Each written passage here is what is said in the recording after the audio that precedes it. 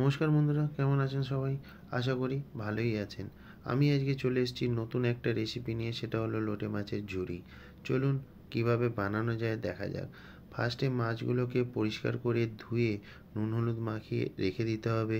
তারপর একটা কড়া নিয়ে তাতে তেল গরম করে তাতে পরিমাণ মতো পেঁয়াজ কুচো, ক্যাপসিকাম কুচো, রসুন কুচো, আদা বাটা দিয়ে একটু নাড়িয়ে নিয়ে তারপর পরিমাণ মতো টমেটো কুচো, কাঁচা লঙ্কা কুচো দিয়ে তাতে পরিমাণ মতো হলুদ গুঁড়ো, কাশ্মীরি লঙ্কা গুঁড়ো, তারপর স্বাদ মতো চিনি আর নুন দিয়ে একটু কষিয়ে নিলেই দেখবেন, কষাতে কষাতেই দেখবেন এতে তেল ছেড়ে দিয়েছে। তখনই আগে থেকে নুন হলুদ মাখিয়ে রাখা মাছগুলো দিয়ে মশলাগুলোর সঙ্গে ভালো করে মাখিয়ে নিতে হবে।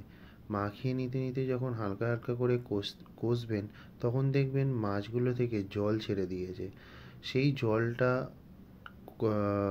যখন জল ছেড়ে দেবে, তখন ওই মোটামুটি 10 থেকে 12 মিনিট আর একটু কষলে পারেই দেখবেন ওই জলটা আস্তে আস্তে শুকিয়ে এসছে।